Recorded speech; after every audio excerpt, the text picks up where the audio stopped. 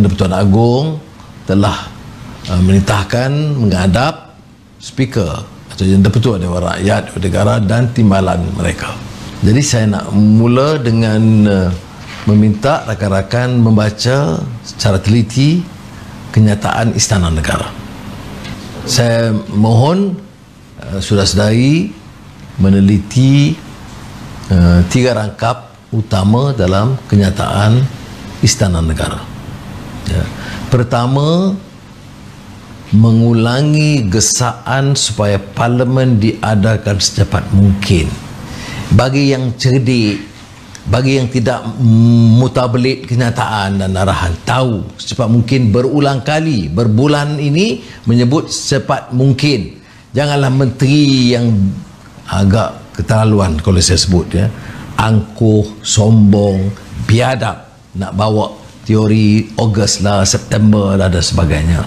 Ya, kerana secepat mungkin bagi yang faham bahasa Melayu, sesegera mungkin dengan mengikut garis panduan dan prosedur. Kedua, supaya dapat dibahaskan proklamasi darurat dan ordinan darurat. Maknanya sebelum 1 Ogos. Kita bincang ordinan sebelum 1 Ogos. Maknanya sidang itu mestilah dilaksanakan segera dalam notis yang singkat. Janganlah speaker nak cerdik pandai sangat nak tunjuk dia tu tahu peraturan yang lain tidak tahu. Dia baru jadi parlimen ni pun.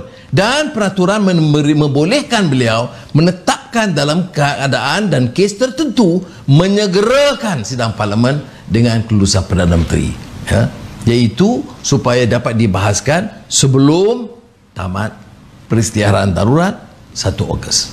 Dan sementara itu, gesaan Seri Paduka Baginda di-Pertuan Agong ialah bahawa jawatankuasa pilihan Parlimen yang ke-14 meneruskan sesi, maknanya sekarang memulakan, menyegerakan sesi untuk menentukan mekanisme semak dan imbang. Sebab apa sekarang ni tak ada semak, tak ada imbang. Yang ada percubaan menjalankan secara sewenang-wenang, merompak sesuka hati, mengadakan tender tanpa penilaian dan semak imbang, dan oleh yang demikian gesaan dan titah Yang di-Pertuan Agong harus diberi perhatian. Untuk apa? Untuk jamin tadbir urus yang telus. Maknanya sekarang tidak telus, yang ada integriti, yang ada pertanggungjawaban atau accountability, terutama dasar awam, kemasyarakatan, hal ehwal kewangan dan perbelanjaan negara. Saudara, bayangkan satu kerajaan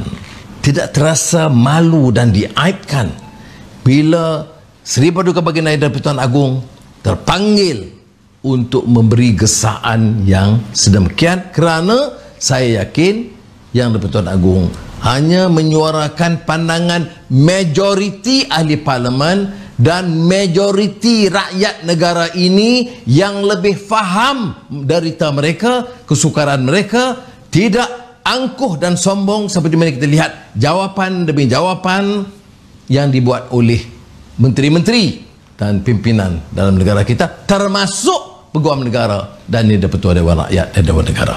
Jadi saya ingin junjung kasih bagi pihak ahli parlimen, titah Baginda Di-Pertuan Agong, dan mendesak supaya kerajaan ini lebih bertanggungjawab. Kalau mereka enggan kerana alasan tertentu, sewajarnya Perdana Menteri letak jawatan sekarang.